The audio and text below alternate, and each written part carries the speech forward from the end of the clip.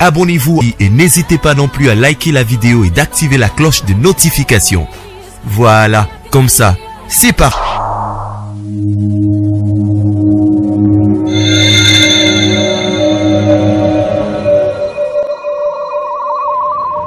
La voix du peuple, oh, la voix du peuple, oh, c'est bien, oh.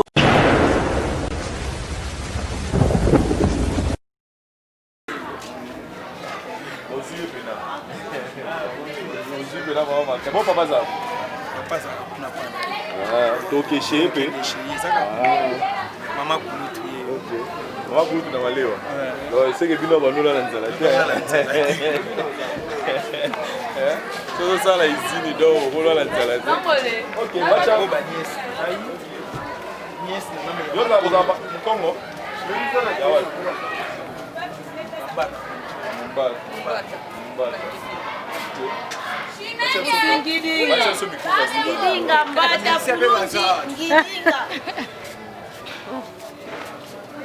Comment on va pas mère na biso ngidinga ba kombo wana ba kombo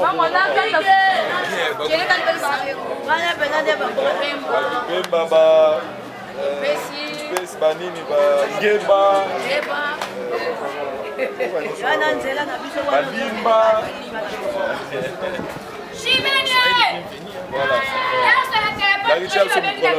Salut chers amis téléspectateurs, une fois de plus nous sommes très heureux de vous avoir nombreux devant vos postes téléviseurs pour suivre votre émission Bauta Wapi à Katia chaîne Abino la voix du peuple. Comme vous le savez vous tous que les allées émissions Toyaka et Sika Oyo Bastar, ba célébrité bato ba se distinguer na ba domaine na bango pour tout le côté Sika Bauta pour bazalo Sika bazalelo et par rapport à ba message bo komela gibiso bo senga giboyeba histoire ya vie à Otobenga Bongo pastoralité à Kanda de son vrai nom Madia Dia Aimé awa toza Sika Oyo ye ya Uta Sika Oyo ya Zala Nazanga Moroté na plateau le long Nazana ye Moro c'est avec lui que nous allons essayer un peu d'animer cette émission et Sika plutôt solo là na maman oya botié na papa oya botié na bandeko na ye toute la famille et bon retour nga Vincent za puis na rolinga bis oleke ngana expliquer Sika naza ye Moro ko expliquer biso na osenga na Madia Dia Aimé autrement appelé pastoralité à Kanakota. Bonjour pasteur. Oui, bonjour papa Vincent, vraiment soyez les bienvenus na quartier Nangai. Kingasanya Souka précisément bisika tozali eza vraiment facilité koya kotala ngai ti babisika boye tozaka ba artiste moko négligé tozaka ba artiste moko openza batu bachaka biso kate c'est-à-dire lelo oyo ba artiste bakoma kopona ya bandal ya lemba ya ma campagne ya gitambo po bango bazana kilo makasi eza pe facilité nengo yeko kitati awa na banzi eti moko moni mulaya nzela si eza pe na batu ebele soka koli akomi grand topé grand artiste ba wanga na mingi ba secteur na bango awanga na lupango na bango po eza ya kotonga ma bien te azo wanga na famille na ye po peut-être bazana ba condition bien te biso to ndimaka yango ndenge to kutela yango ndenge pe tozo vivre. C'est bon tika baleka merci. Voilà l'ité à Kanda par rapport à place totem na to kota sko na kata lupango poto solango be chino to déranger nzela awa toza wapi na moto zokota na lupango toza wapi oko expliquer biso awa tozali esika ngai penza na koleli na passé vie na nga nyonso même ya betite OK to telema na biso awa epa na biso na 1997 maman na papa bande ko futela liboso pe quelque part awa maman zalaki na voyage na plata bateke na déplacement na ye wana ninga kende pona ko lukela biso nzeta mbila ezalaka na sima ndako ebotaka liyebo moko ya munene wana 1997 nzeta mbila tango ye kokwela biso na ndako ba grande sœur bazwaki baku azalaki na zemi vraiment ezalaki epesaki pena pasi makasi bon en absence ya maman banoko bakendaki bazwi biso na ba grand frère o bami komelaka a déjà na lupanga famille avant nde bazwi biso baye na biso awa depuis 97 wana za na jini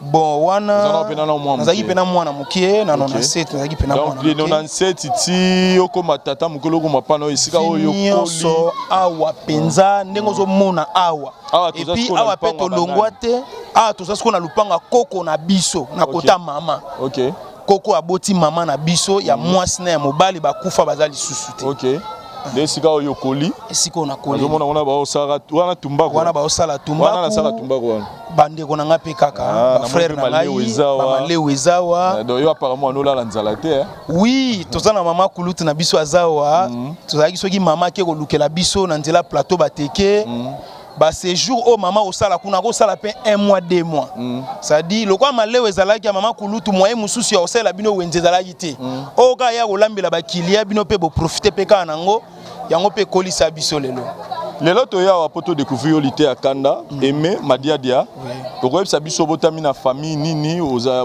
combien et puis oza quantième de la famille bon awa epa ya bakoko tozana famille Kaila Manuel wana koko na biso mobali ya mwasi dimenga dinzinga mama na ngai komona eza Kaila Clémentine papa na ngai komona ezali Bruno Madiadia biso tobotami 7 na libumwa mama toza 3 filles 4 garçons yo 4e ngaza 5e oza batu ya Bakongo ya wapi wana na Bambata Mumbata nde balobaka donc Mumbata na pesi ba Mumbata nyonso na botombote pa à travers le monde et puis awa obe oza mwana kingasani ya suka ngaza mwana kingasani ya suka banlieue milieu reculé ba milieu ya suka c'est-à-dire soko za motema te oko travailler likolo te yo moko yiba souffrance na moni ya olanda bino na balemba ya kolanda bino na babandali na bakitambo pona zala o nazale lo c'est-à-dire nakangaki motema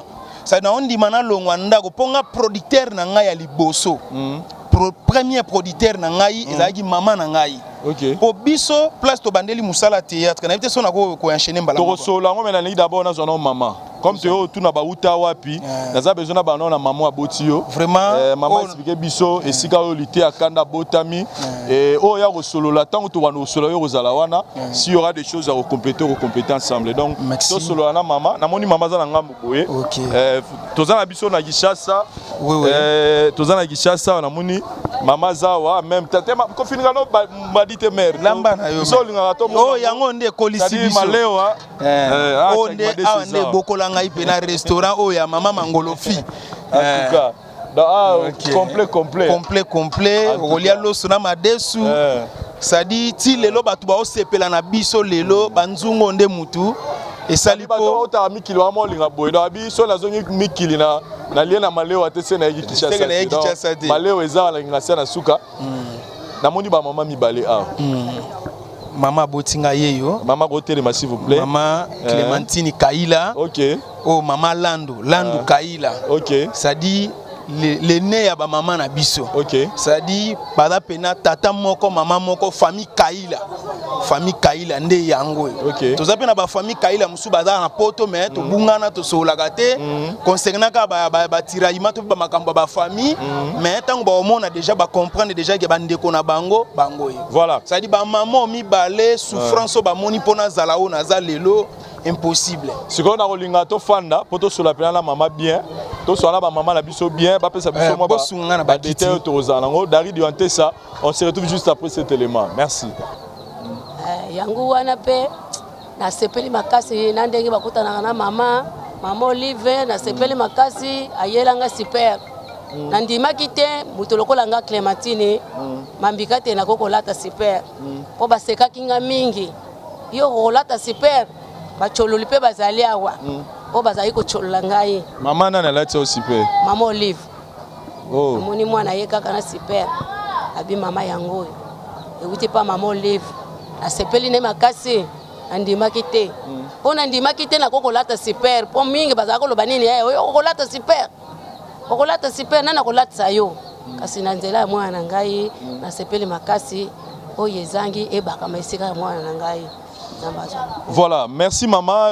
En tout cas, une histoire très fort vraiment. Nous expliquer bisonini no beaucoup li bango na pasi que le lot aux hommes na moi nous n'engazo continuer. Mais ngala rozonga moi mukesima bana nyonso babota maka tango boti bango 7 obi bana ba mibali 4 basi misatu bongoti. Voilà. Sikoyo ba qualité na etanga zaki mwana mukezaki ni abanoko kola neni mwana moko mobulu mwana moko teti mwana moko gentil mwana moko loyenge betra so sexa biso mwa muke bo mwana na ye ye musala ne ka kolongola ka bilamba soki kande esali ye alongoli bilamba abwaki bilamba soit azwi sani ya mai asopi soit nzungu bozolambela asopi yango po tolamba lisusu te eloko oyo azalaki nango yango o mobulu ya kobunda bitumba azalaki donc kana na ye po tika mutakala tika na mutakala alongoli bilamba nyonso tika mutakala po kande esila ye soit nzungu oyo eza na kati ya moto na moto kande soki esali fo asopa mai wana nyonso asopa yango ovanda kaka bongo nyonso wana kaka siko qualité na ye ba qualité na ye ezalaki nini par rapport ya bana nyonso oyo boti bazalaki kaka malamu oti bana na nga baza na bango po bana mosusu omona koli aza na esprit ya kokaba mais bana mosusu omona akabaka te mwana mosusu omona alinga kozala bandeko esika moko te ye aye ezalaki ndenge bana na nga baza gentil bango nyonso ezala ye kokaba na ye azolesa nga mama na ye azokabela mpe bato na oyo ayebi na oyo ayebi te ozomona eza nango kaka malamu tokobeta lisolo moke ya théâtre na kati ya famille parce que ye biso toyebi ye na monde ya théâtre soki lelo omoni bacaméra awa eza mpo toyebi ye na monde ya théâtre toyi totuna na kati ya libota est ce que eza na motu moko asalaka théâtre avant ye peut-être toyebaka te en tout cas toza na ndeko te tozalaki na motu asalaki théâtre te toza mpe na motu mpe oyo aza likolo te naza mpe na motu aza na mpe na bapoto te mpo ye ayeba kosala eloko wana ezali kaka eloko oyo nzambe apesaki ye asala nani asalela ye sikoyo ntango oyokaka ngo mbala liboso ke mwana oyo abandi kosala théâtre oyambaka ngo nini osepelaka te omonaki mwana ake nzela moko boye fale pa to nini oyambaka ngo nini nga na bandaki koyoka kako medo azosala théâtre bato mosusu bavantire na ye wana bavantire na ye wana mpo na ngai na bandaki kolobela ye mpe te natikalaki kopekisa te nde kokende na théâtre wana te abanda omona kaka akendaka na ye azongi akendaka na ye mpe kaka asala nini azongi ntina nde naye komona ekomi boye ngabi nzambe azwa kaka luku mais sikoyo na koyoka lisolo na ye mwa kala toyokake apart théâtre azalaka mpe mécanicien sikoyo ntango oyokaki abandi théâtre omonaki teke na nzela ya ole kutu opréféraka te kasala ne mécanique na ye kaya na théâtre mpo balobaka théâtre ezalaka na mbongo te wana nyonso mpe azalaki kosalela yango nga kutu na bandaki kondima te ntango asali mécanique abandi mpe kosala mécanique titititi aye kotika donc nga nakanisaki eloko wana na mutu na ye eza te naya kobima ntango baye kosala yaya na ye naya kobima bo voiture oyo eyaki kotika ye ezali emedo ezali ye seki akangaki yango na moto na ye en tout cas nasepelaki makasi nandimaki te eloko wana namonaka yango te namona esika yaya na voiture te naya koyoka alongwe voiture matete ti ferbois epa makulutu na ye nasepelaki nango makasi voilà mama mwana abandi théâtre ti lelo eloko nini omoni échanger na vie na ye oyo ezalaki te avant oyoka ye na makambo ya théâtre eloko nini ya malamu omonaka ekóma na vie na ye oyo ezalaka te liboso abasala mosala oyo en tout cas nasepeli makambo nyonso eza malamu banda théâtre na ye namoni navandi kimia oza bien nasepeli na ye makasi okokende kaka esika boye tomonaki mwana na yo akokende kaka boye tomonaki mwana na yo ngai mpe nazoloba nzambe asala makasi nzambe akumbisa voilà tozwa nano mama kulutu mpesa mama kulutu micro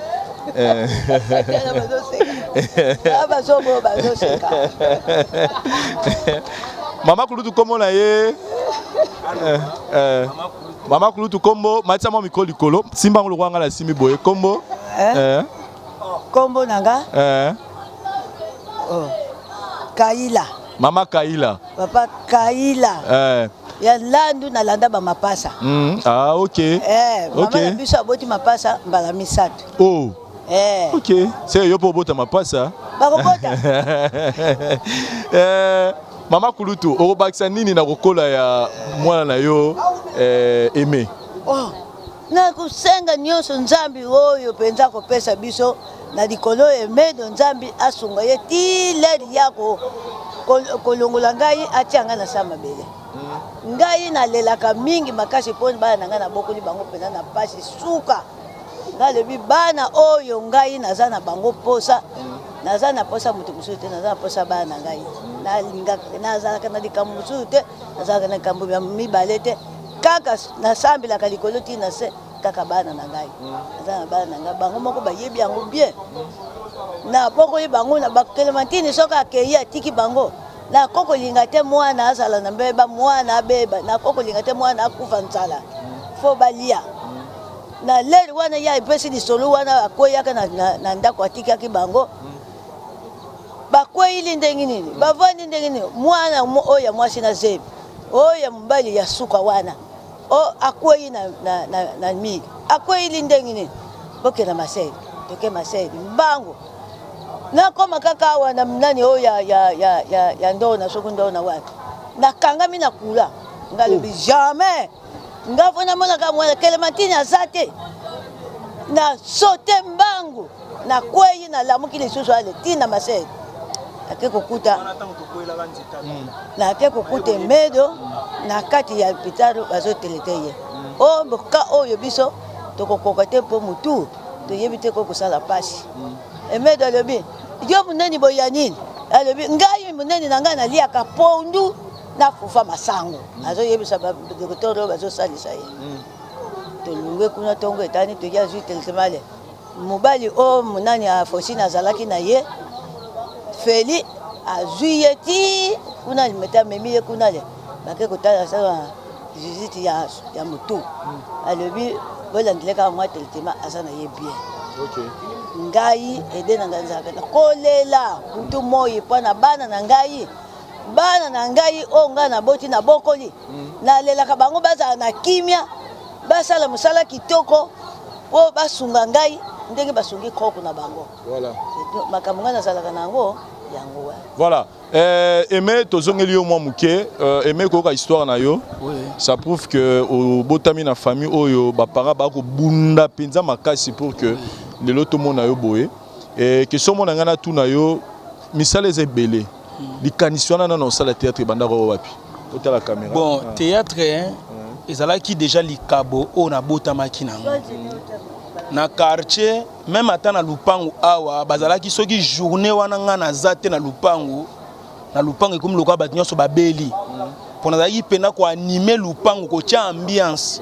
na kati ya lupangu awa mais na quartier tozalaki na bayaya mibale Gilio tobandaki kobenge badiamant na ntango wana na nono ami le 0 à 8 08 plutôt bandeko ebele mpe bayebi ye na mosala théâtre aza monteur aza caméraman aza réalisateur bamoni ngai balobi leki oyo aza na don po biso koto pena bamakambo ebele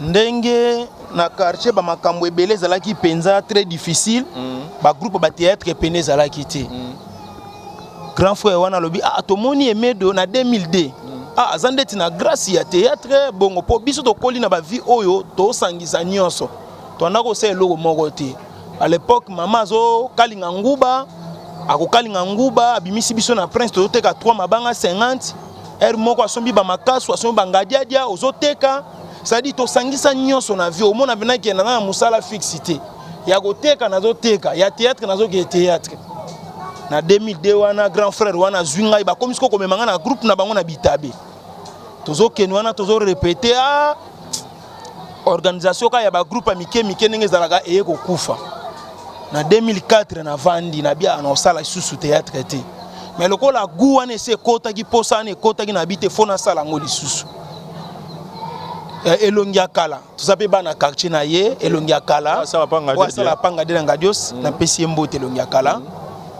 ayebisi nga abi bagroupe biso osala bashik shok loyenge effectivement mpe loyenge mpe eza makasi kuna ezalaka makambo esprit yo okoka te maintenant na vie na nga moko nakomema yo epa na ye nde aye komema ngai sikoyo epa ya président de la foi Jean-Paul Mayata na 2004 atiki nga kuna nakuti groupe chrétien nde na demeraki na bango ensemble mais ezalaki pasi mpo na groupe wana babwakaka te producteur aza te sponsor aza te ezalaki fo ere mo boye obenda mare moi quelque chose parce que quelque part obeta lisolo mo lobi ke premier producteur na ngai ezalaki mama okokota siko na kati ya lisolo premier producteur na ngai ezalaki mama Clémentine parce que yene muto a sponsorisé ngai pona moment na ngai azalaki na ba moyen te kopesa nga transport okene ba répétition so na ina kena zo peso bena mbongo na volonté mère nga na kene répétition pokuna okendo zwelo côté OK répétition mais tant on a comme pe kuna na kati ya groupe en théâtre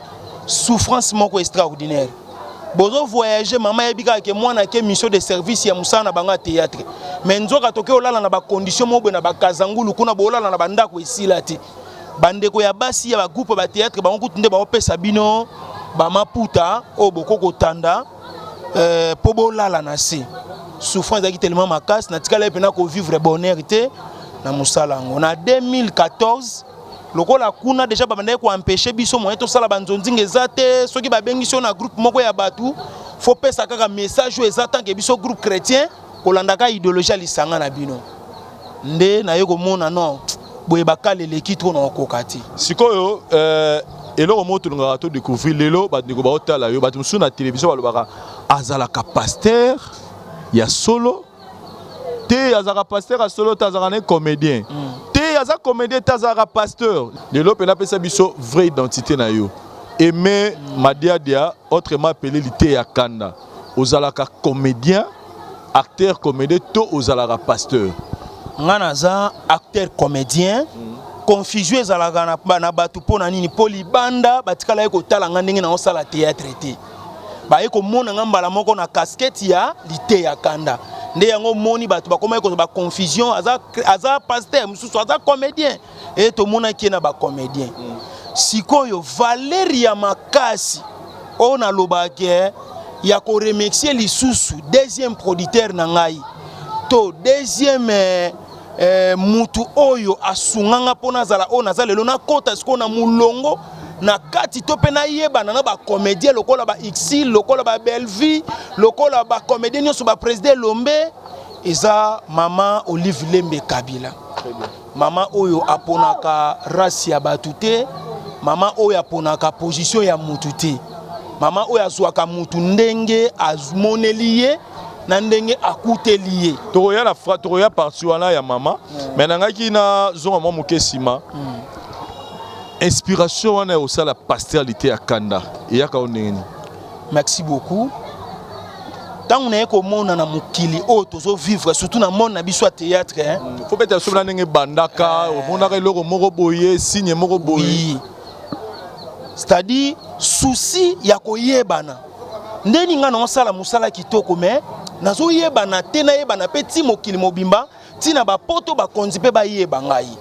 Souci wana ya koyebana na 2004 hein na ekoloba fonga pe na sala style na ngai na kati ya groupe kuna to jouaki groupe moko to jouaki pièce moko Dieu m'a dit Dieu m'a montré ezalaki inspiration ya président Jean-Paul Mayata Dieu m'a dit Dieu m'a montré soki na pesi prophétie etikali peka bongo soko ningo fiotola mbanga ngana kopapola yo sadi na jouaka pièce wana na kanda tangu siko na jouango na kanda na epe ko inspiration ngana biaka pièce oni na jouaki kuna na jouaki na kombo héritier famille siko fona incarner ngwe comme siko vina ngai Nathalie Johnny aleka ki na ba pasteur John Tolia Pete c'est mon frère azape na poto na mbote vraiment na yebi pe na mboka azate pona na landelité nzamba pambola ye ba bon séjour na mikili ya poto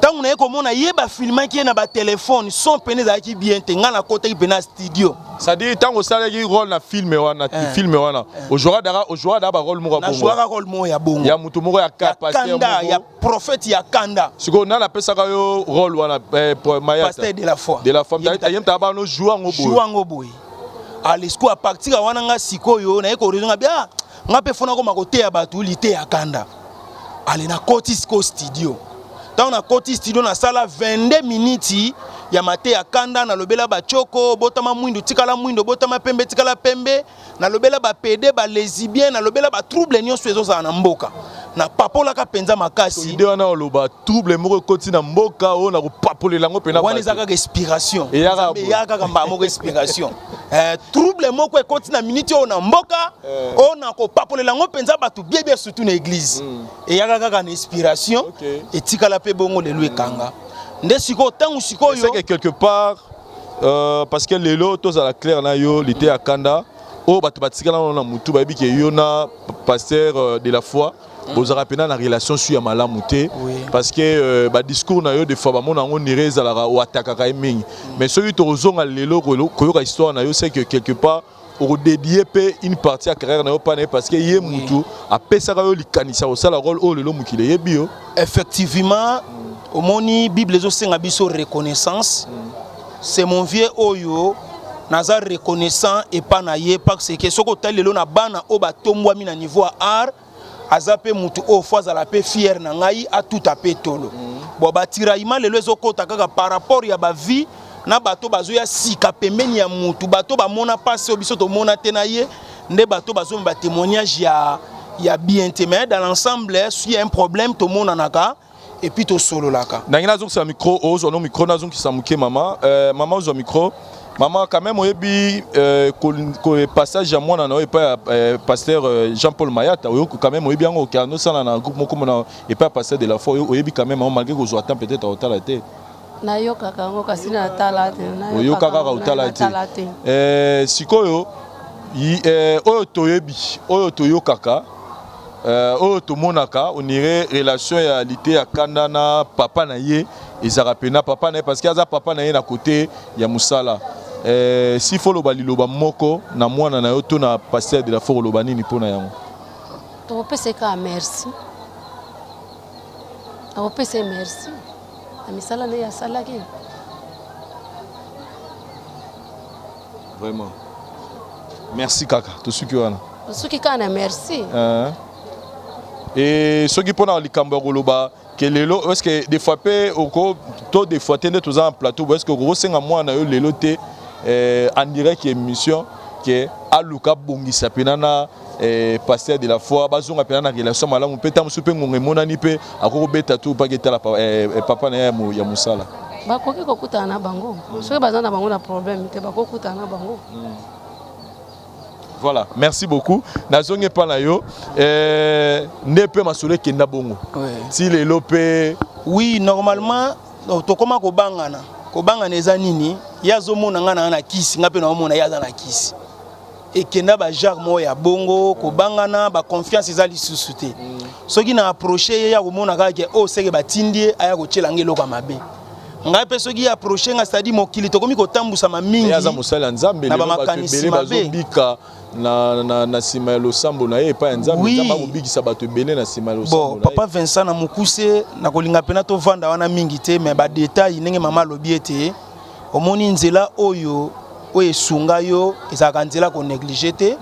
C'est un papa, c'est mon vieux otozo remercier parce que na ko soutenir nende baloba ke histoire ba chanzaka yango te azape moko azana kati ya histoire nanga pona lekela na sama kolona ye nzamba pambole pona musala kitoko pambola pe bandeko nanga nyonso batikala kuna bo compter toujours ko sala musala bo bima na apprécier te ngana bima ki pona se sentir que na komi capable ya koyebana na boya ki ba zipanga yi voilà to continuer na yo masolo musu tozala ngo côté mbele na côté mususu mais ngana zongela mama muke ya suka mama eloko nini to posa na yo kozala nini pona mwana na yo na yo etali ozo mona ke il faut ekokisa malisusu nini osepelo mona lisusu na carrière ya mwana na yo ya musala mwana na yo sala mwana ngai falaza ane sika oyo akoki kobomba ngai sika na ye moko abombi ngai tobombami wana nde na kosepela makasi toza na esika te nazovanda kaka epa na ye esika omoni yango te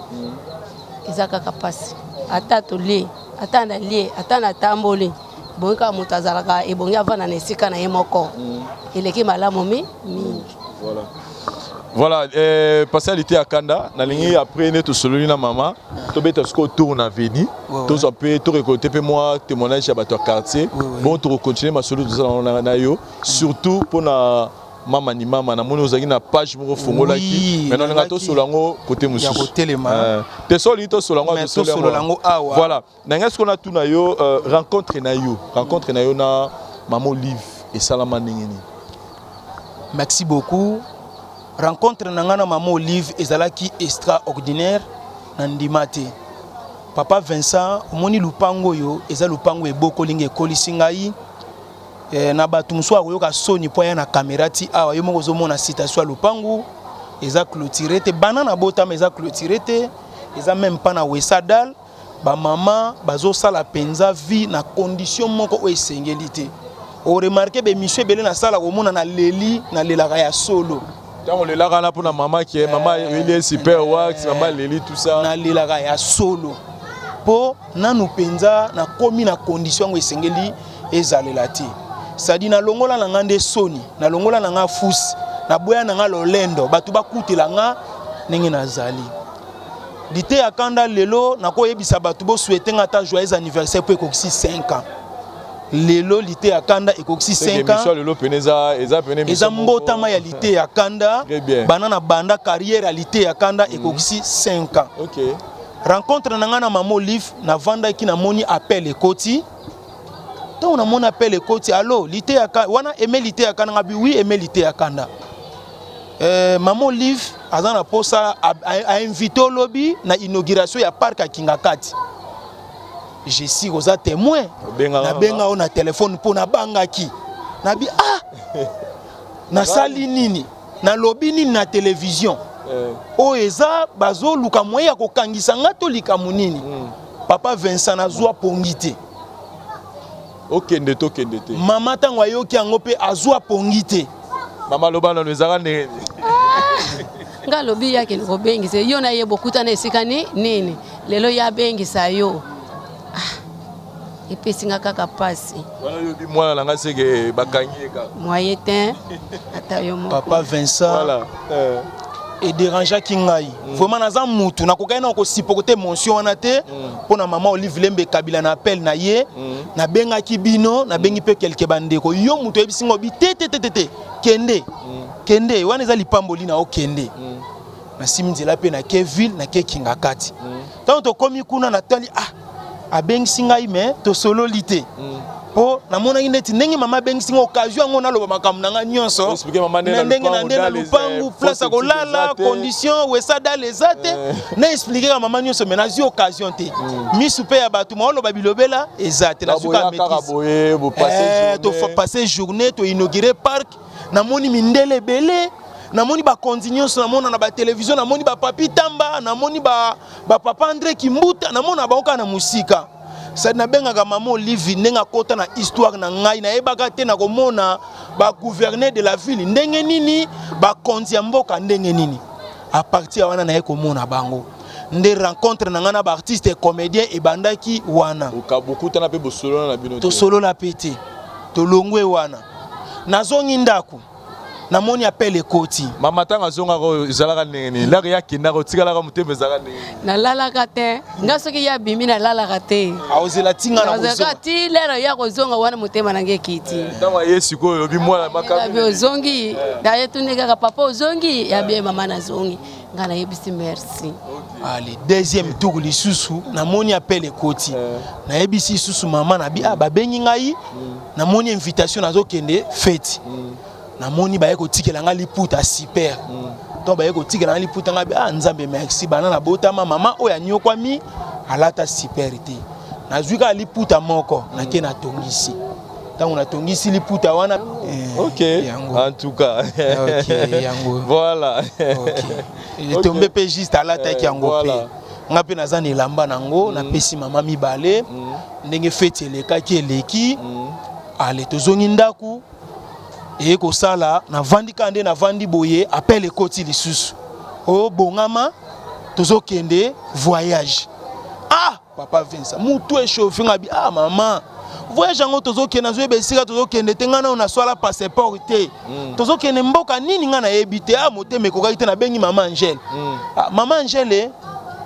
ngana na passeport te tozo kende mboka nini papa mutu échauffanga na keko luka mutu a defsanga $300 na kende ko saisa na passeport mais voyage balobe eza jeudi na bengi mama Angèle habite tete komi tungisa mate tozo kende kaka na Goma na mboka na biso na province zala no ka na carte électeur allez toke voyage place ici ko yo na vanda ki na mama to mona ni penanga bia mama penza na mona ka yeyo mama salisanga nzonzingi o na rata na vie ndenge zalaki papa à l'époque zalaki o mona ba vie de loin na nzonzingi ba sai motema pasi okokota ndenge ni nani ya komema yo mais na vandi na ba artiste et comédien nyonso na nzela Maman Olive Lembe Kabila aza mama na ngai oyo na remixaka e mingi pona rencontre na nga na ye et puis na quartier valeur ezalaki soki bozana bandeko na poto biso na famille ndeko na poto azate tango bayoki kaka ke emedo bakoma na mama Olive Lembe Kabila papa lupango etondisama na esengo malgré nanu etongami te mais mutu nyonso akoma na valeur atala le qualité ya kanda atala mwana qualité ya kanda famille mobimba mutaza na Congo. Est-ce que ça ndeko nomoko ya mwasi azawa te ya mobala ko pesa so moi témoignage na yo lene na biso ye yo grande sœur na biso. Voilà, en tout cas émission le loto za bena béni yako yaya na olinga siko yo telema ya fanda yo ya vanda po abetela biso mwa lisolo na mo yende muta sokoli ngai na bumwana na ngai. Voilà, yaya bonjour. Bonjour. Yo né l'aîné de la famille. Voilà. Namoni déjà mais babilonge boza okokona yaya komonani. Komona mapambu. Mapambu. Mama pambu beta biso no masolo ya lité ya kanda bomwana na etozongi na bomwana. Akoli ndenge nini azalaki ndenge nini beta biso ambiance bomwana nini abana yebo se comporter. Bon, lité à Kanda, merci pour la parole. Lité à Kanda, a collé vraiment par rapport à baleki na nganyos soya za kimia. Ye vraiment za kimia bande ko linga bundate nda banda ko kanzala te. Ye soki vraiment nzale saliye papa ki chuchundoki abanda ko kokate. Ya ko kanzala te mais ngala ko tala ebu ya koli bien azaki vraiment bien. Voilà, et l'isolo ya théâtre tango bandi yo tant que grande sœur yambaka ngone. Nga mama lisola théâtre na sepela na ngote. Po mama tie na mécanique ayekola azala chauffeur munene mais ye aki kosaba théâtre ngobi wona bafantika pa pamba wana bazula ngo mbongo te loko te nini te na mona nanga ta bien te po na moni théâtre kutu mwa malamu msu mwa tumoni en valeur na invité so ngongana to bando ko tcd na kotala ba TVT nde to banda ko zwa valeur na ngote mais to bando mwa kaka intel to taka na TVT to taka na TV ngasi kuna bando lo bakaka ifala ki aye ko la musala ye ki ko landa makamba théâtre boy po anene mais ni bandeli era banda ko sana TV biso to bando sepe na biso kaka wa bando bengi richa famille azo sa théâtre to sepela na biso kaka. Voilà, et lelo et ça lion ndenge nini to esala ko ndenge nini tango tambulo la nzela to tango ko mona lelo ba caméra ko mko yati esika bovandaka pona ko koyeba lisolo na yeke lelo akomi pe star bato mukili mumbeyebi. Bon lelo comme osala ngesengo po anini nanu mobile nga pesa témoignage akebo ba obeta azo bazo ka ndenga asala ki mwani ne wana alobi wana bofre nga babitala fantare mususu yo mamutu wana pasteur wana naye ngape na uti voyage na so sabanga bi wana leki nga babi wana lolendo lité ya kanda wana pasteur wana ake koza leki na yo modèle yo zaboy oyeko luka bato baseka nga kuna na beti solo bato balobaka tala pasteur akana ndeko na ye ayeko soma masango na voyage apostila ki azuite bapesa nga kombo wana po ani bamoni nga vantar nde na beti di solo ke nga ndeko na ye bon babi akoyeko za ndeko na ye na nde nini lité ya kanda wana pasteur bango babinga ke pasteur ake kotika ndeko na mona ka passe na voyage tani nga zo tambula makolo asala kaka vantar nde nga zo sala bato banzimaka te nde salanga mesengo po to sala ko conseil ni no pesa ye lelo caméra zo tala yo monde entier zo tala yo conseil ni no pesa leki na yo mobali par rapport ya nzela o ya poni et puis nini o za na poso mona na vie na ye o moni na ne kokisa mite. Bon conseil na opesa ye kaka atambula malamu atamwana kobanga nzambe donc atambula kana na boboto ke musala ekende liboso conseil na opesa yangwana conseil musu na opesa etala batunde basekinga na voyage kende kwa zo kumisa nde qualité ya kanda azo ke konduka na ba voyage azo tamwa makolo ba mona vraiment ngape na zo tambwa na jeep ba mona ngape na tiki makamba ko futela na komi na vie bien ale batunyo so bandima makamba bande ko loba ya solo tala to uchi ko mona na mwa kote moko bwende ko ne wana masombele lupango avandi pazo ke konduka luka lisusu na ba voyage te po bato nyoso ba chaki ko na olingo sexa biso obetela biso mwa lisolo moko ya souvenir mo botikala na ngo ya lité kana peut-être tanga dans mwana muke soki ezala mutu lisolo moko kaka kali solo na obeta kaka lisolo kaka ndinga bandai ko kokanzala te azo kokanzala te nzale saliye abandi ko ganga na ndaku paki chuchundoki Ah, papa dodo, Papa dodo ndoki, c'est-à-dire papa dodo ndoki. Eloko ta moine lokote. Aomwa lokwa bandoki bazo ya kokanga ye. Ti to pesi fufu ali esili toute la maladie esili. Ngabie. Ezalaki na nzala, ezalaki nango bandoki te biso to biazo mona bato. Zoka zo mona bato te nzala ya banda kokanza te soka yoki. Ndangina tuna siko yo moko question muke. Elo nini bando sala question za kanda folongo la bilambo tika bolumbu. To banzuko banobwaka. Bumwana penza ba symptôme réalité akana be bana oui banda peka na bumwana ngo wana peka ga bo eza ba symptôme mususu to uta na bumwana mwana kola na ndenge na ye to bana pe koyeba te masolo musu na yo ka ngo peka pa na bango mama na bayaya ngamo penza bo consciemment de kwa na mwana muke na banda pe na koyeba te vraiment Dari Diwantesa tozo évoluer l'émission la biso chers amis téléspectateurs to découvrir ce que pastoralité akanda na venir na quartier alors vivre nini peut te banet aussi ça masolo na biso merci.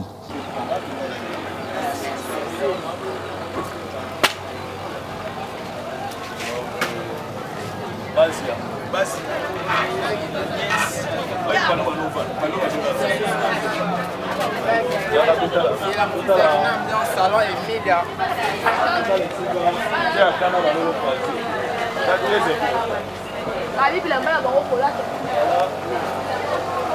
L'été à Canada n'a yo moko préciser na chepela mikopo ba yo kadon palo okole li yango pale pena na kole li yango OK ça dit eza lupango famille OK ba mama kulutu ba mama leki na ba noko OK ça dit ndenge baba ndeko ya kozonga na lupango na banga famille selon ndenge bokevi esimbi te boye kozonga batu na batu bazoki ba porte siko na porte oyo de mama kulutu nde bayaki na suka OK de mama bayaki na sima mama na ngai na mama kulutu omoni bango wana OK mama kulutu na bana na ye na chambre OK biso mama leki na biso na bana na ye awa na salon vraiment c'est-à-dire voilà. Parler pena yango donc toko tango to monango voilà to ado bazala bon sur la katia te batu penza bon batu bazaka quand même eza lisusu ndenge penza ezalaki te kala voilà ba neve kaka na ba nièce batu batikala ndako penza o nga na koleli OK lelo soki nzamba apambolaki biso na bamisolo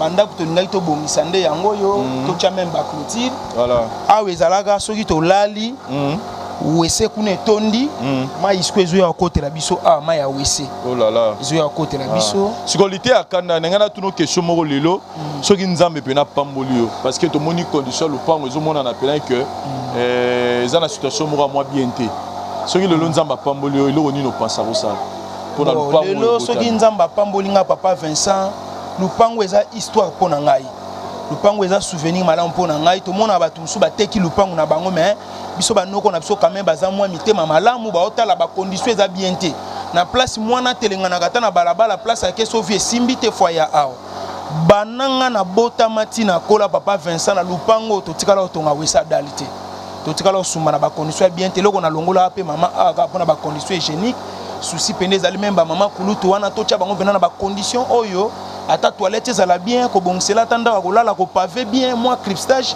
esala bien mais bamakoki nde eza te souci na ngai natyesa lupango clôture nabongisela bango mpe wese mais okobana ndenge nini yo moko nano ozwi nano ata terrain vide te voilà wana mpe ezopesaka rien n'était possible na moto akondima et eza nango possible voilà to continuer na biso alors so mutana rima sufra te itika donc mamo deni na obi ke dans la lar fort et biso rambo na biso bon mama toleki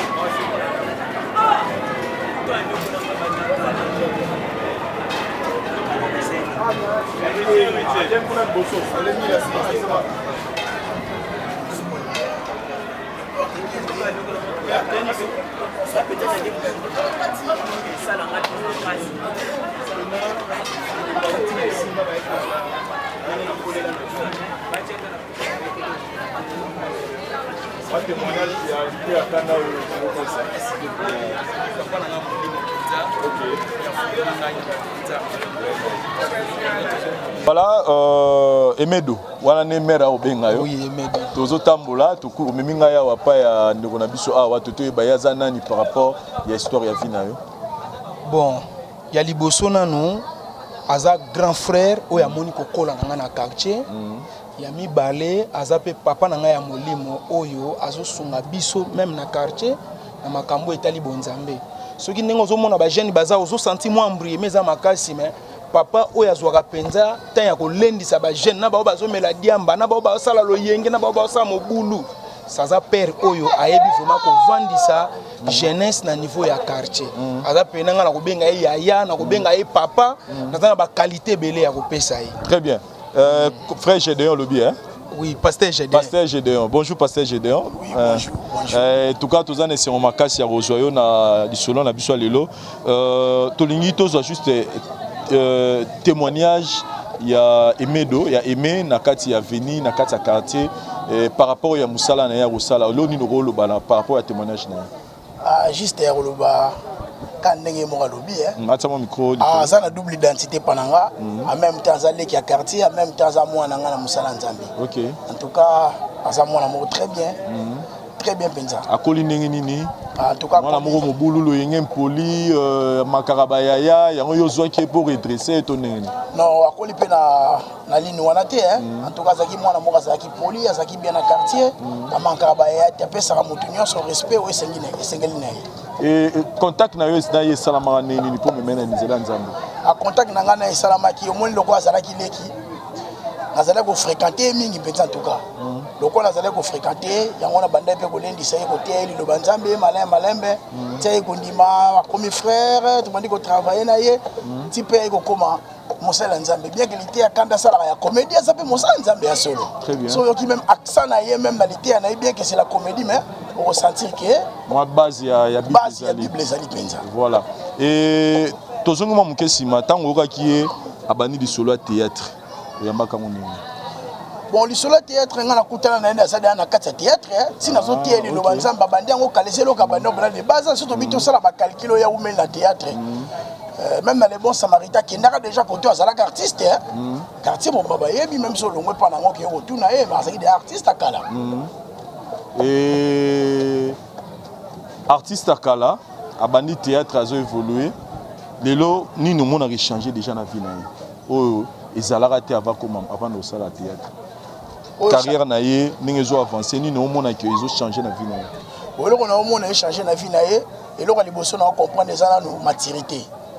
A combien de maturité moko, aux très élevé, peu de discipline na boto si so matamakasi pour ba niveau comme li, so ça la ki batu mususu na ba quartier boye le lengo akoyate, a ko defa bisika mususu ba ki ne metala humilité aux autres qui changement penza za makasi. Non, il aurait changé te azaka aimer boye ba ka ba mususu so yebani ata roya mayene pa na bango bino bato quartier bon star pour les autres ça émission na moyi bena bato à tout moment bazaka ebele na sima caméra ba otala et tout le monde a pena ka kuma azava vraiment star a on a kata quartier comportement na ezaka ne moto et changement mon et en tout cas comportement na changé de ndinga zala zo respecter moto nyonso en tout cas donc il a changé.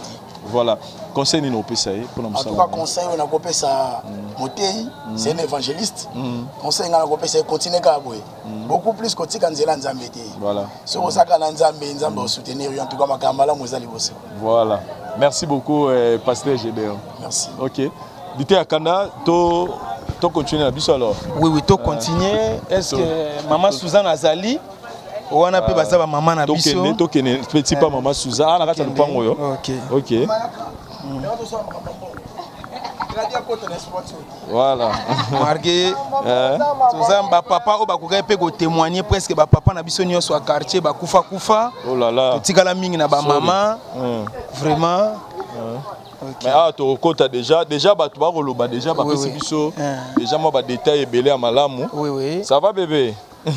Mais moi na mabele boy. Maman Suzanne Azawana. Mama longola moi na mabele boy. Oza posa zo levir. Boy levir baniama. Femme atalikolo boy. Ouais puis maman awa ezaki ba place biso toto sakana. Ba place oyo c'est-à-dire biso ezalaki lupango epekisi mwana aza te tozela ye voilà tozongi mwa liboso awa tozelele mpeka awa tosolango bien voilà lite ya Canada de eloko mona bosani kotuna yo bato bakotuna état civil na yo lite ya kanda azalaka parce que wana tosalaka toyebi nde tosalelaka yango mais na ndenge pene ya vie normale aimé oza marié père de combien d'enfants dans la caméra nga naza célibataire nanu na bali te ndenge ka mama explikaki yo bacondition oyo nazobokolela ye ezodéranger même vie ozotala soki obali okomi na engagement mosusu est-ce que mama wana okoencadre lisu ndenge esengeli souci ezaki ye abotaki ngai abokolaki nga na tour na ye nga mpe fona sunga ye mpe na tour na ngai soki lelo nzambe apermettre bamakoki ye tobala tobota tokobala mpe tokobota bon fiança kozanga te mama Suzana. Bonjour maman Suzana. Présentez biso ya zanani. Mama Suzana aza mama na biso. OK. Biso awa mama aza mama. Ata aboti yote azande penza mama. Mama na ngai azalaki esika mayele suki akoya kozwa ba conseil epa mama Suzana. Biso pe bana lupanga kosakanela yango yo. Lupangu pe mwasa nzeta manga ngape na kiposa kuto ovanda mama lupangu pe ya kolela yango lupangu tosali makambo ebele o mama Suzana bango nde bamoni kobotama na biso kokola na biso ti lelo toyaka quartier toyoka soni te kombo munene nde tolobaka kombo eke liboso vie etikali sima malgré vie etikali sima mais tozo reconnaître bisika o biso. Voilà, bonjour maman Suzana sur micro. Maman Suzana biso toza bapandisa ngotoye toluka koyeba esika oyo aimé auta poazala lelo oyo akomi lelo toza témoignage na ye epa na yo témoignage ni kosala lelo ya aimé kokola na ye comportement na ye na kati ya quartier pe ya bino ba mama nini lite ya kanda kotambola lite ya kanda za mwano biso to abotami na misu na biso to kolisi en tout cas azali na témoignage moko malamu ya malamu penza ya kobakisa ezate ya koloba pe ezate tokoli na ye en tout cas za mabe na bato te aza mwana biso tozopesa na ba conseil conseil ezaka kaka teke mama apesaka mwana pe apesaka mama conseil tamsulika mwana tosala eza mabe ya te mama bolobaki bongo te ondimi ke eza bongo ndenga koli wana azala mabe na mutu sikoyo bato mingi na télévision bakoma kobanga ye nenga silikaka wana na télévision nako beta nako papa nako tia trouble batu mingi ba mo ba bakantseka za mutu akanda est-ce que ezaka penza mbongo nde to mona ke akanda te wana ezala kwa musala zo sala théâtre aso meya azabia azana makama mabete en tout cas ndenga kolibo na balabala songa ngwelo nyoso abeta na nute aswana pete abunda pete aza témoignage munene aimé oyozo mona mais bino mo bokamwa nini na tomboka na TV bokamwa mais pour nga mama na ye na lobaka ke mefa kele liboso mefa sunga biso alati sabiso asala makaminene pour ngai mama na ye voilà merci beaucoup maman conseil ni no pese alors pour na musala na ye elo nyozo mona fois bongisa oyo ezotamla no malamu te na ngambu na ye pour nga nazo mona nyoso azosala ezalika malamu na moni mabe moko ya azosala ezate nyonso ya loba po nanga na mona ngo ezalaka bien. OK. Voilà. Mais nazo souhaiter car mosala na ye ekende liboso. OK. Merci beaucoup maman. Merci maman Suzana lité akanda. Siko na monito ke papa. Siko to ke papa to mona papa botio et puis après ça moi témoignage na ye ya mwana na ye et puis to ebana to aussi ça. Merci beaucoup. Merci beaucoup. Papa Vincent, oh papa na biso papa Chico. Ba papa ba moni kokola na ngai na ndenge na ye kokota na musala théâtre.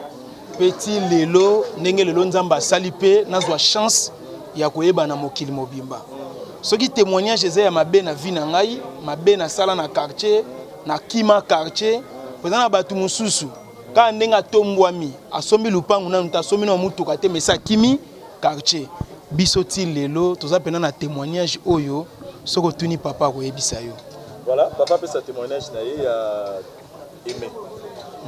Bon, Aimé azali mwana moko sur na koloba akoli malamu. Soko tani malamu sima na yo wana baza bande kuna ye. Bango nyonso wana. Bande kuna ye, grande sœur na ye, mususu yo wana vandi. bana ba papa na ye et pas yakoli et pas bango yango na sima na bino. Donc emi azali mwana moko mwana boboto mingi. Donc azaka na mobuli ya kubundaka bitumba te. Eloko ya kokota ba théâtre ezaki lukula moi surprise. Je ne m'attendais pas à cela parce que la plupart des bandéronnés bazo sala misala ba banzungu. Il en a pratiqué mais pas tellement.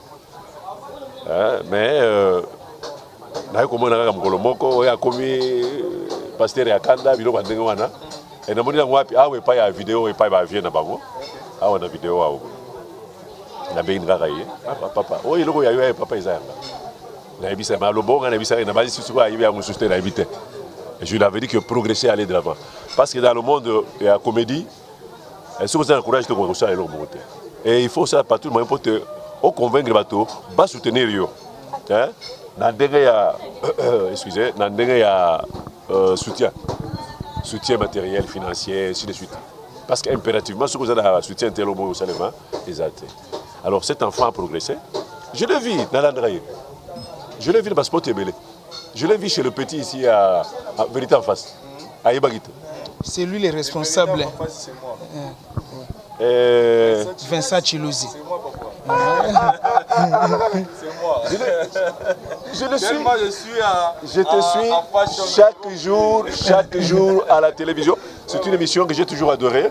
Vérité en face, ça va se savoir. Très bien. Je suivais. Nous avons amélioré ça parce que nous avons ajouté les conseils à l'intérieur. Tout à fait. Je pense que voilà. Ouais. Vérité en face, c'est une émission que je suis chaque jour. Ouais. Je ne pensais pas qu'un jour je pourrais recevoir ces garçons. Ouais. Ici, les concepteurs, les présentateurs. Dans un milieu où tout le monde est déconsidéré. Vraiment. Voilà Vincent Chilouzi ici. Et je suis très très flatté. Vraiment. Alors revenons à notre mouton. À part Wana, il y a une émission de maman sur le plateau de télévision, na RTNC. Chaque fois. Hein? Chaque fois, je dis à mon Dieu, soutenez cet enfant.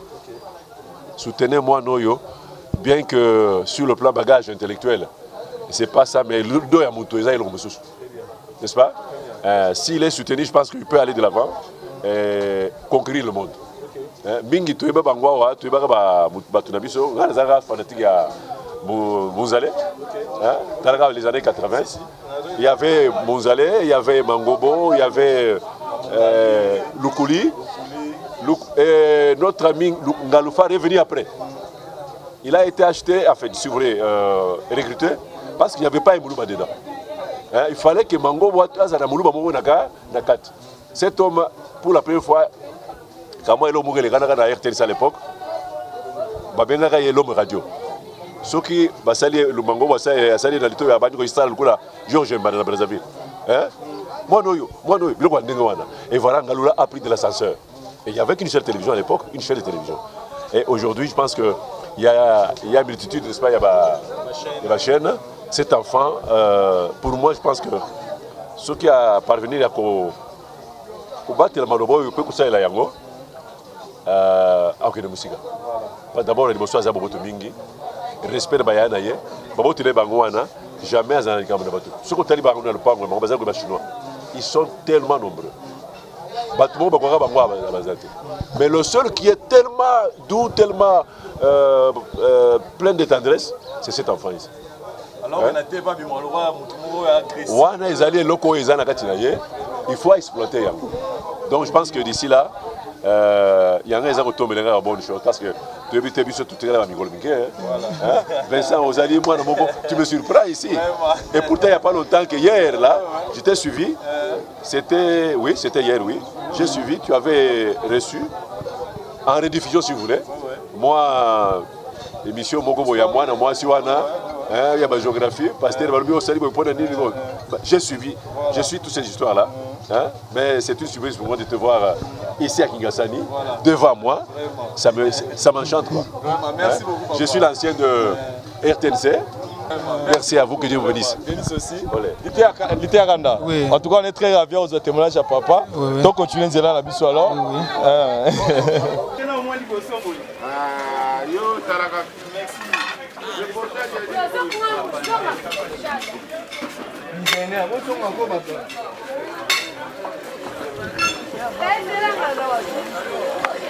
Merci.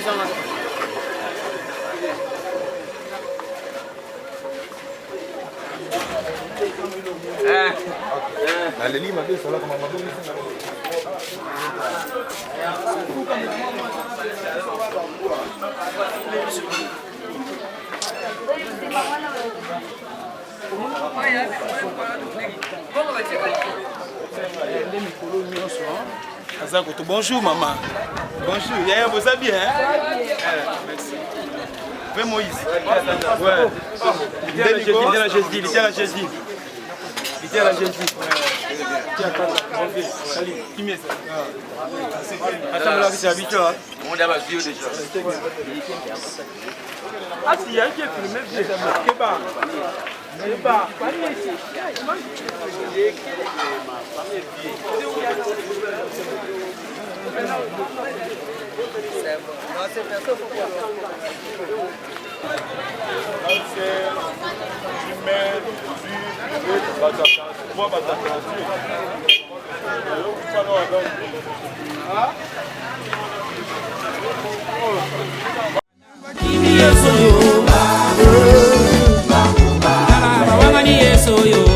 17, 11 à 19.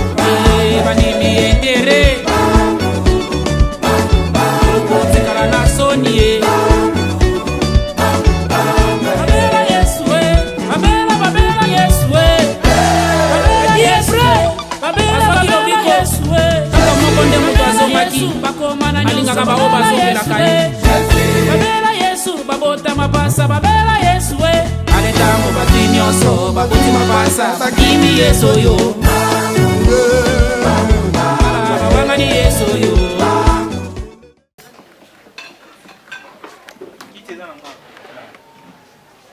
Bonjour à tous. Bonjour papa. Nous avons appris ça. On a eu à casser les balles pour qu'il nous vive. Baba ye basika uta wazalo wazali. Et tout ça témoignage à papa. Voilà, toza ko évoluer na émission na biso ba uta wapi na kata chaîne na la voix du peuple.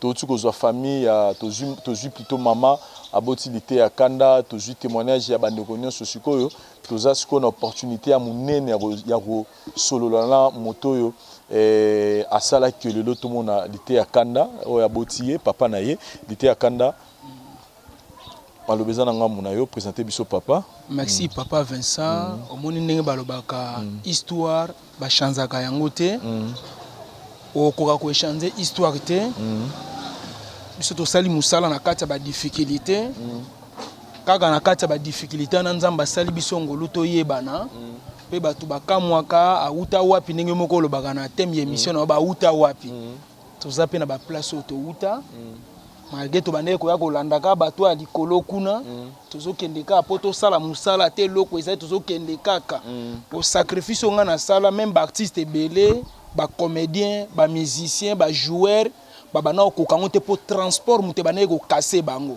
équipe mobo ya lemba ya bandal ya kitambo esombi po akende ndo mona ba musicien belé ya kingasani babima te po na nini sacrifice ya transport. Voilà awa to yesikoyo awa eza pa papa oya boti ngai ningo moninga na zabue papa na ngai kombo ya papa eza Bruno. Papa Bruno opesa papa Bruno micro. Merci. Papa Bruno toyambi yo bonjour. Bonjour.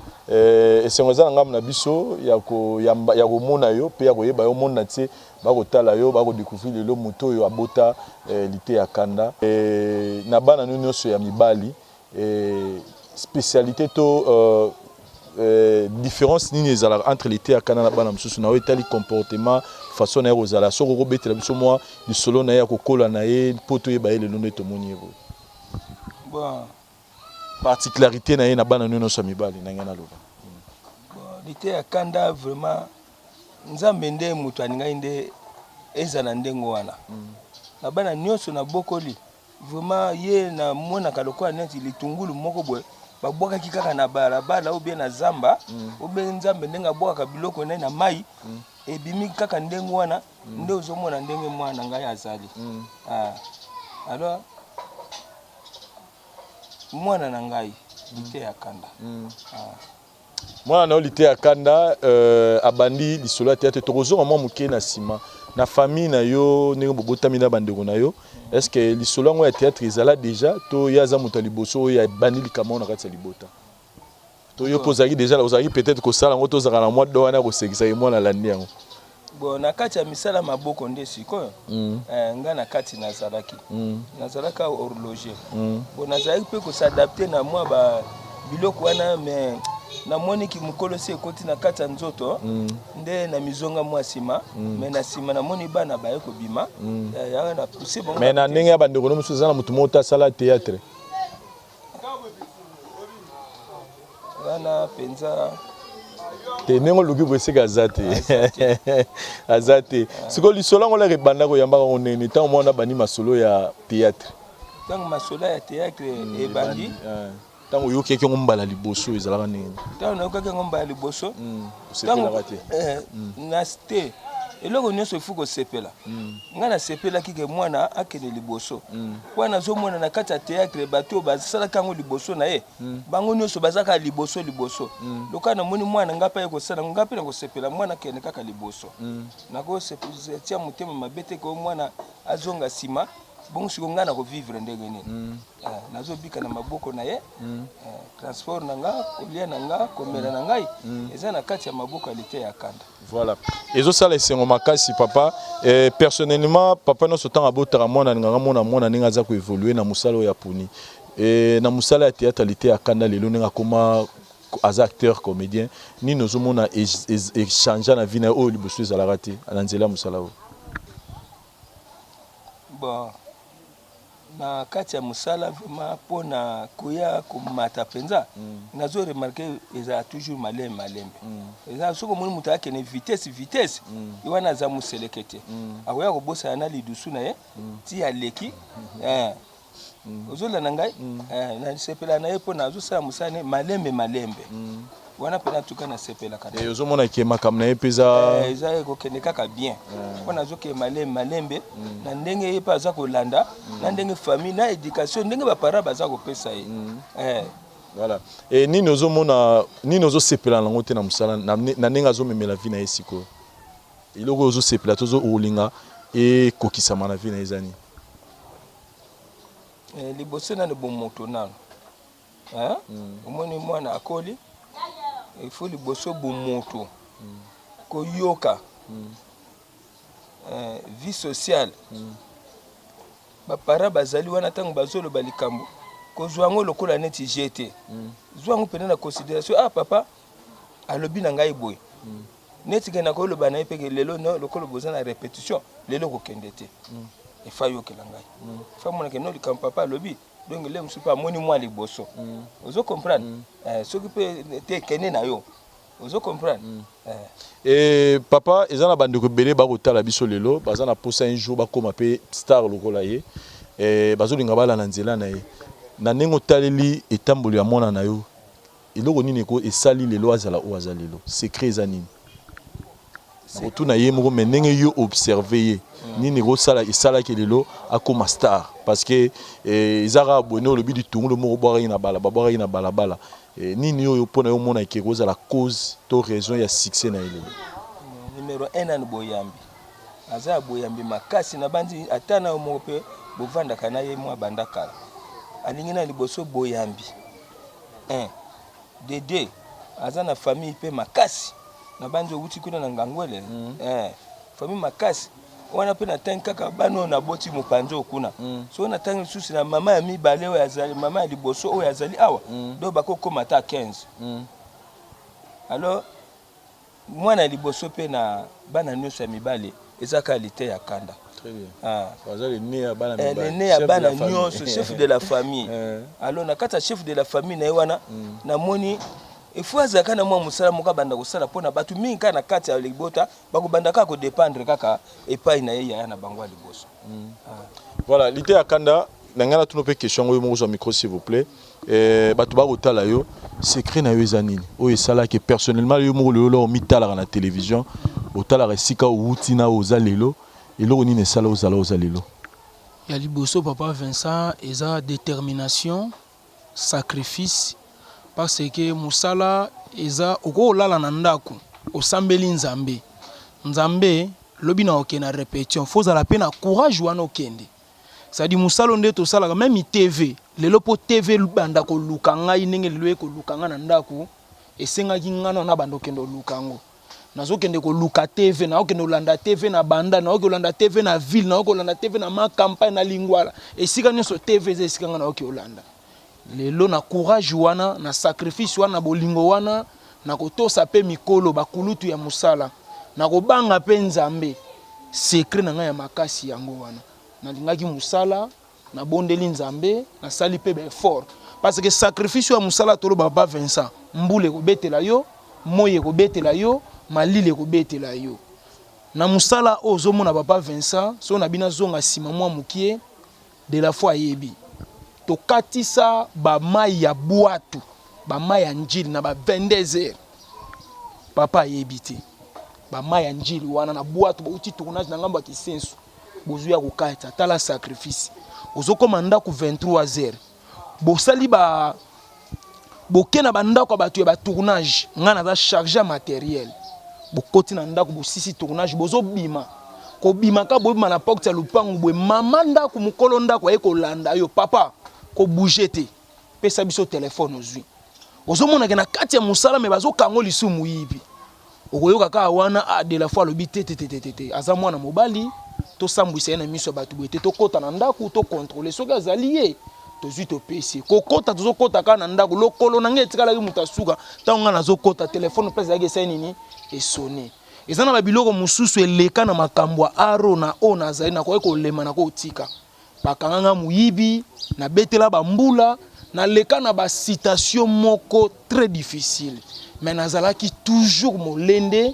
na lobaka un jour ngana koyeba na ndeti papa na ngaza azana mwana na potote na ba quartier biso to vandi ezali kamo nazo répéter pose ala na valeur à l'époque le lokute kiti mwa muke makambo yango faut ba yeba ke identité za nini bozana ndeko na poto bwana ndo quelque part mais le longa pe na koma identité famille pour na poto to mais ndenge batu bayoka ka lisolo na nga to mona ki pene na mama Olive to mona ki ba voyager ki na mama Olive soso euti kuna na ndako ye katisi koto nzamba zwa lokumu ozomona nzela ya musala wana ya ba souffrance wana ya bambula na betelaki lelo nzamba sala otoza et des fois pe wanoza pe faut des fois décourager lo ba pe natika na ngona sama wana kuta eza likambo na lobango du jour au jour aucun na transport ya aller mais ya retour ezati o signé pe ba makolo ti pale batebele bayaka kutala pa na bango soka zuivi soka ngindi mais ngana tali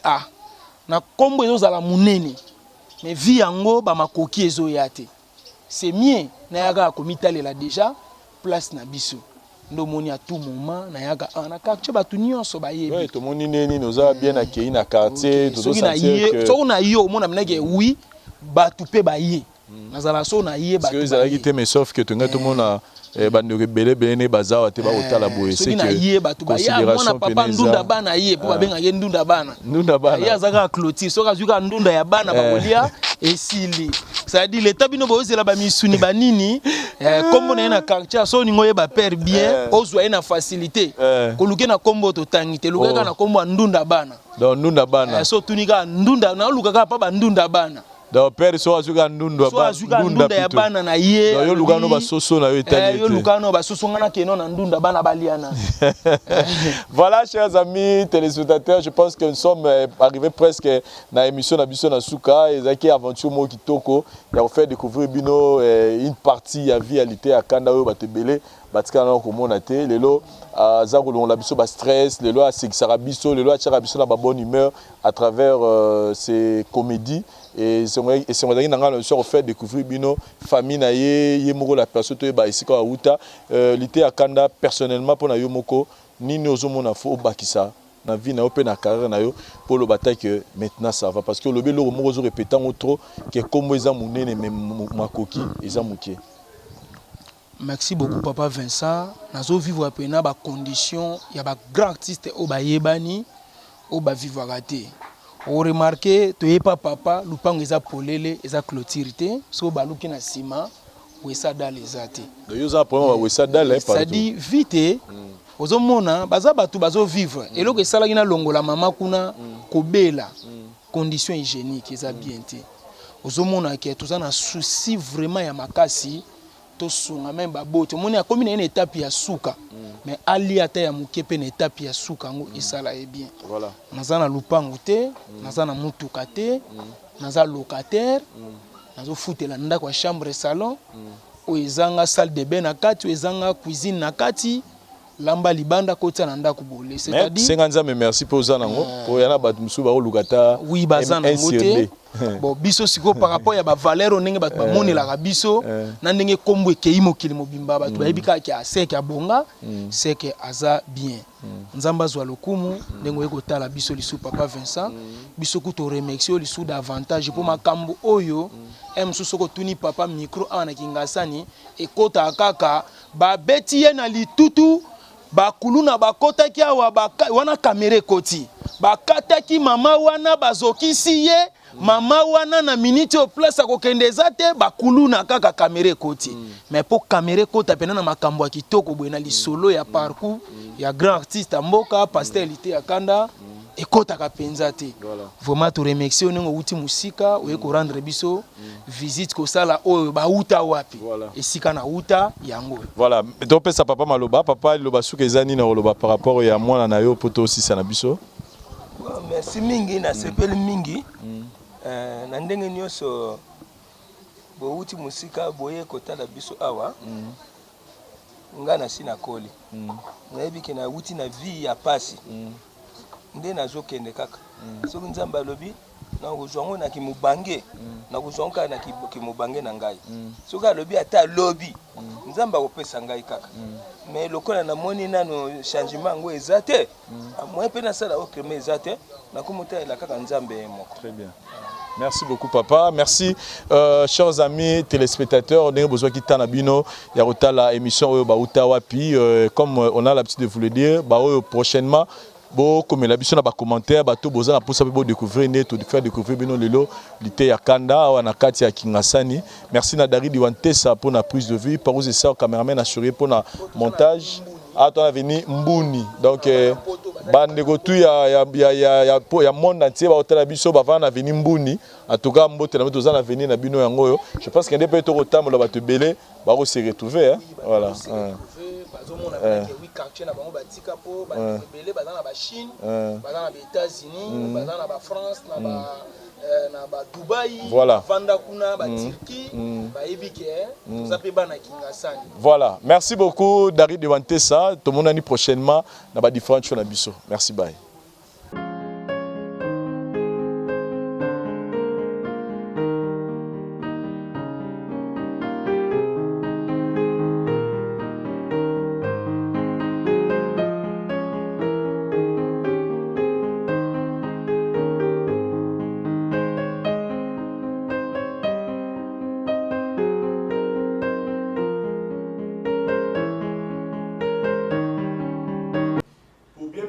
Vos séjours à Wanakati à Congo et particulièrement à Kinshasa, vous avez besoin d'adresse mot à Kitoko, il y en a qui est Kitoko, pour ils répondre à la confort et à la qualité nyoso. Nous sommes tous se souvenir de la Flat Hotel. Tenazia, où ils sont situés sur l'avenue Kalemele, Médessa 56, dans la commune de Lingwala. Vous avez apprécié, pour apprécier le niveau, il y a qualité et confort, mais au Sénégal, il y a un moment pour la prix. Voilà qu'on vient de penser à vous. Un grand promo pour la bande de tout aux autres Talibanda, spécial promo, une grande réduction, Flat Hotel Tenazia Réutimo Kusala, 50% de réduction. En tout cas, pour la prix Bomi Tunisate, au Bengaka na numéro de Tchénassé, appelez-nous et vous serez vraiment satisfait. Na confort et awa et le prix que je vais vous donner au foot à la temps au sala par jour, en tout cas, vous allez très heureux à vous. Appelez à ce numéro de Tchénassé, vous allez bien servir. La qualité et le confort de l'Oesu Combo et Bazobe Mona Combo et Flat Hotel Tenazia. Ici, il y a la qualité et le confort. C'est-à-dire vous avez la télé, vous avez un exemple et mon salon, il y a la cuisine, autre format, il y a chambre, salon, cuisine, salle de bain. Et ils ont la primo reçu, la télévision. Donc n'hésitez pas, appelez-nous, tout peut s'abonner au prix et puis n'hésitez pas, faites vite parce que plus haut au tien, en tout cas il faut faire vite pour réserver parce que qui m'a déjà vous réserver. Donc il y a des occasions, vous avez déjà un programme de voyage, appelez vite pour réserver parce qu'ici il y a le courant en permanence, il y a l'eau. Et dans tout ce qu'il faut. Donc quand vous êtes ici à l'intérieur des Ténages, c'est comme si vous êtes en Europe. Donc appelez vite dans ce numéro. Tout peut savoir prix à promo, spécial promo, Flat Hotel Ténages. Après avoir passé 8h, 16h, 12h de vol, vous avez besoin de bien vous reposer. Voilà. Mais tout y a qui toko au Flat Hotel Ténages est disponible pour la vidéo pour que vous puissiez bien vous reposer. Et tant que Kindaka, mes arabes, Kishasa, moi, Ozobino, Tambouli, nous avons aussi besoin de vraiment de bien vous reposer. C'est la raison pour laquelle Flat Hotel Ténages a réservé numéro à Hitoko. Donc là où j'étais, Zaki Salon, tout Tambouli, tout cuisine, tout côté Nakati, il y a chambre d'or. Tout est bien équipé pour que vous passiez vraiment vacances au Hitoko. Et le message spécial, tout ça, il y a promotion, promotion, une réduction à 50%. Pour plus à 50%, n'hésitez pas, appelez seulement le numéro de Tchinasé pour y spécial promo et nega autant la publicité au Lelo. Dis-toi que promotion peut bannir Lelo. Donc on a réduit le prix pour que yo, nous tous autant là, vous avez besoin de passer un moment bien à Kinshasa, dans lequel il y a bien pour y se retrouver. On a pris à mon quai, mais confort et bien. Une précision. Nous avons 3 formats à la Flat Hotel Ténages. Nous avons un format où il y a chambre, cuisine, salle de bain. Dans la chambre, salon, vous avez la cuisine, vous avez la salle de bain, pièce à côté. Et puis, vous avez le format, il y a chambre, salon, cuisine, salle de bain. C'est-à-dire, salon, ils ont juste un fauteuil, un format, et puis une chambre, couleur, vous avez un panneau, vous avez la salle de bain, puis vous avez la chambre, et puis cuisine, puis ils ont. Et puis, troisième format, il y a 3 chambres, salon, cuisine, salle de bain. Et ça, vous pouvez juste nous contacter parce que tout ça là, on a une spéciale pour nous.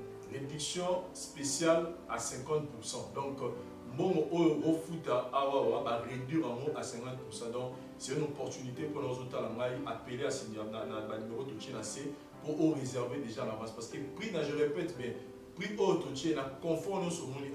Si on a eu prix en mot, en tout cas, quand on réserve, donc appelez parce que les chambres sont limitées. Donc, si vous avez un retard, que vous avez déjà si vous avez un magistrat, vous pouvez savoir les détails, et puis nous avons balcon et au place pour vous. Mais déjà à l'intérieur, il y a tout, courant permanent, moto, cuisine équipée.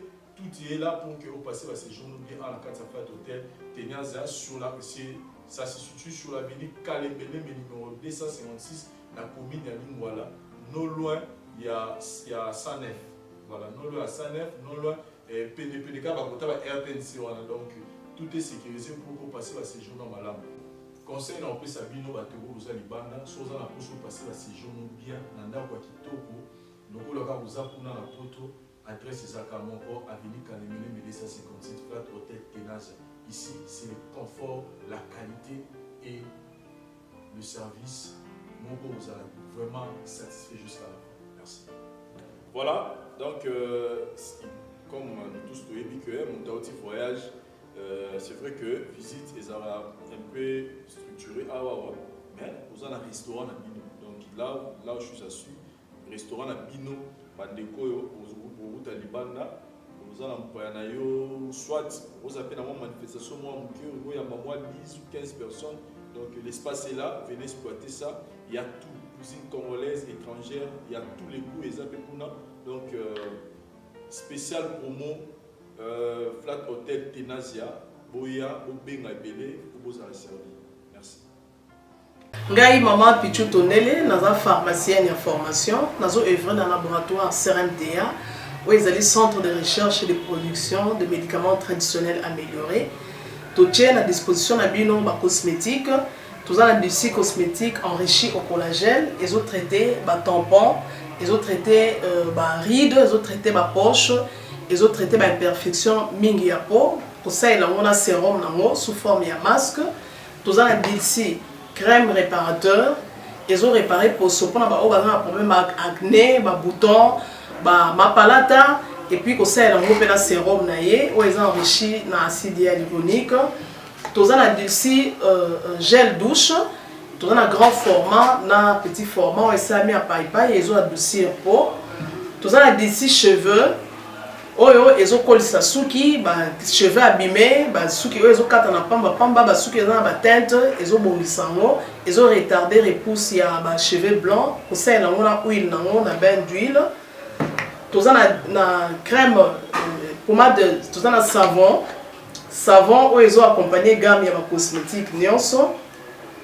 Tous en na médicaments dans le laboratoire CRMTA, tous en pommade Diazolex, ils ont pommade antidouleur, ils ont traité toute forme de douleur, même la douleur rhumatismale, ma colocovimba, ils ont traité en haut.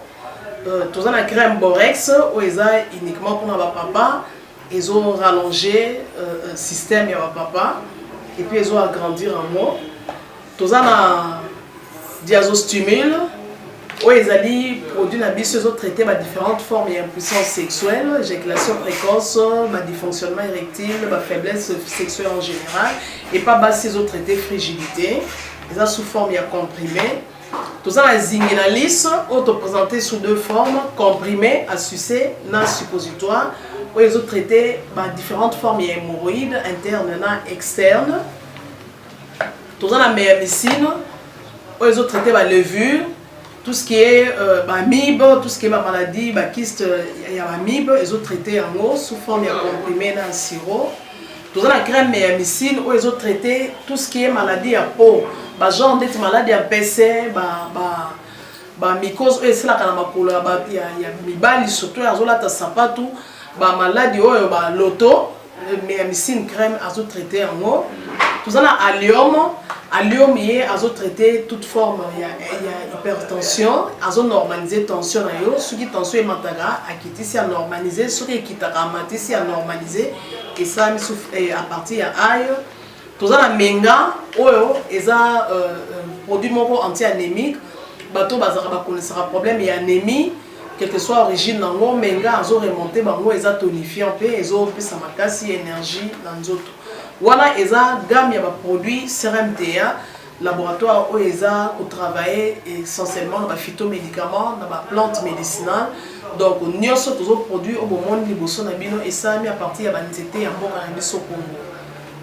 À part si on a si côté de la bino, tous les maladies qui sont autotraités, la préparation personnalisée. Dans le cas de myome, par exemple, c'est une préparation pour permettre de réduire la dimension de myome pour faciliter le robota. Tout le monde qui peut se rappeler, tout le monde voilà, tout traitera en couple. Et contact Nabiso, na Kinshasa, ils ont plus 243 81 83 13 322, plus 243 81 83 13 322. Plus 243 89 89 33 855 et Nalibanda, tous en a plus 1 514 329 12 56 plus 1 438 765 64 73. Voilà les numéros à contact na biso bandeko ba kobenga libanda na ka ba maladie songolo pakala maladie oyo ba teigne tondante oyo esalaka ke moto abima bafina na mutu to traitaka ngo pe donc pour contacter biso opposer problème na yo to ba plante nini oyo kozwa solution na problème na yo.